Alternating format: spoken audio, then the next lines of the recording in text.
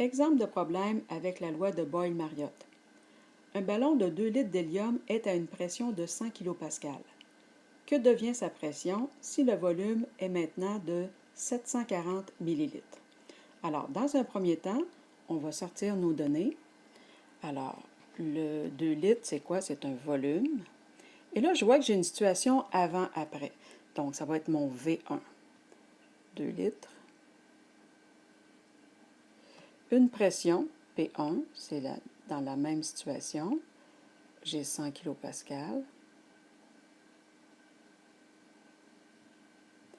Que devient sa pression? Donc, je cherche P2.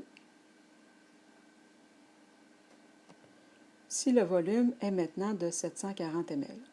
Alors, je vais le mettre en litres pour avoir mes deux volumes de la même façon. Pour passer des millilitres au litre, je divise par 1000. Donc, je me ramasse avec 0,740 litres. Bon, c'est un problème qu'on peut résoudre directement avec la loi de Boyle-Mariotte. Donc, P1V1 est égal à P2V2. Je cherche P2. À partir de là, il y a deux écoles de pensée où on remplace les paramètres connus par leur valeur et après ça, on isole P2 ou on l'isole tout de suite. Bon, si on isole tout de suite, vous comprenez que V2 va s'en aller à gauche en dessous ici. Donc, on aurait P1V1 sur V2 est égal à P2. Et là, je remplace les paramètres par leur valeur.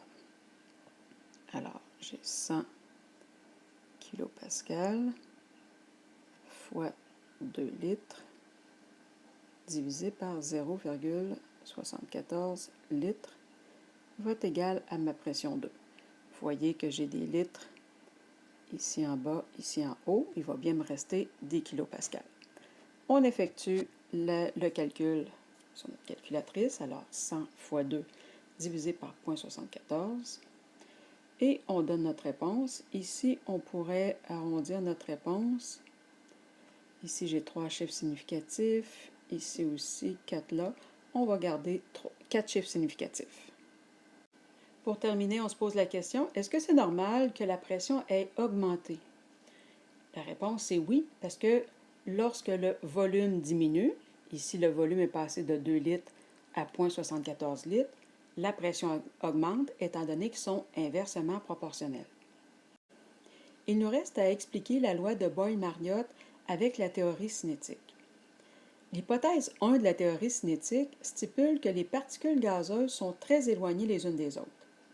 Lorsqu'on exerce une pression extérieure sur un contenant dont le volume peut varier, celui-ci va diminuer.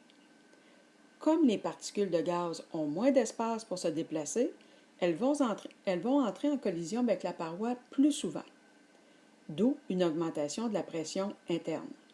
Donc, quand le volume est plus petit, la pression augmente.